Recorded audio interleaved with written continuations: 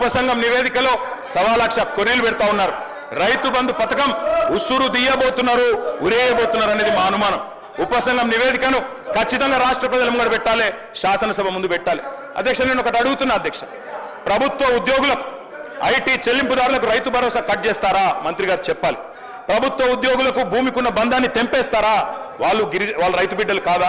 వాళ్ళు భూమిపుత్రులు కాదా? రైతు బిడ్డ ఉద్యోగి అయితే వారికి కటింగ్ పెడతారా? తప్పకుండా చెప్పాలి. తరతరాలుగా సాగుతున్న భూమిని సాగు చేస్తున్న వ్యవసాయాన్ని మరి వ్యాపారంగా చూస్తారా అని అడుగుతా ఉన్నా అధ్యక్ష. ఈ రోజుల్లో ఉన్న రుణ వ్యవస్థ ప్రకారం, అర్హతల ప్రకారం గ్రామాల్లో కూడా ఐటీ చెల్లింపులు చేస్తున్న వాళ్ళు ఉన్నారు, పాన్ కార్డులు ఉన్న వాళ్ళు ఉన్నారు, రైతన్నలకు కూడా పాన్ కార్డులు ఉన్నాయి. పాన్ కార్డు ప్రాతిపదికగా తీసుకుంటే వాళ్ళందరికీ కూడా రైతు బంధు కట్టే ప్రమాదం ఉందని వారు భయపడుతూ ఉన్నారు. ఖజానాలో సొమ్మంతా కర్షకుడే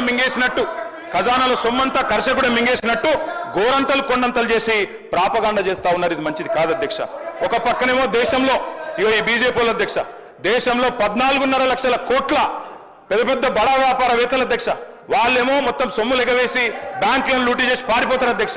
వాళ్ళని పట్టుకునేటోడు లేడు, అడిగేటోడు లేడు. కానీ రైతు కాడికి వచ్చే వరకు రైతులు మొత్తం ఖజానా మింగేసినట్టు, వాళ్ళ వల్లనే ఖజానా దివాలా తీసినట్టు ఇలా మాట్లాడుతూ ఉన్నారు అధ్యక్ష. అప్పులు ఎగ్గొట్టి బ్యాంకుల నిండా ముంచేస్తుంటే వసూలు చేసే ధైర్యం లేని ప్రభుత్వాలు అధ్యక్ష. వారం పెంచండి, వారికి వారమే సమయం ఉందట, వారం పెంచండి. వారం రోజులు దేని మీద అంటే దాని మీద మేము మాట్లాడడానికి మేము సిద్ధంగా ఉన్నాం అధ్యక్ష. ఈ రకంగా అన్యాయంగా కేంద్ర ప్రభుత్వం గురించి కానీ దేని గురించి మాట్లాడిన ఊరుకునే సమస్య లేదు అధ్యక్ష. దాని మీద చర్చకు పెట్టడం మేము సిద్ధంగా ఉన్నాం. కానీ ఈ రకంగా అబండాలు వేయడం మంచి పద్ధతి కాదు. వారి ఫ్రస్ట్రేషన్ ఉన్నారు కాబట్టి ఎక్కువ మాట్లాడదలుచుకోలేదు అధ్యక్ష.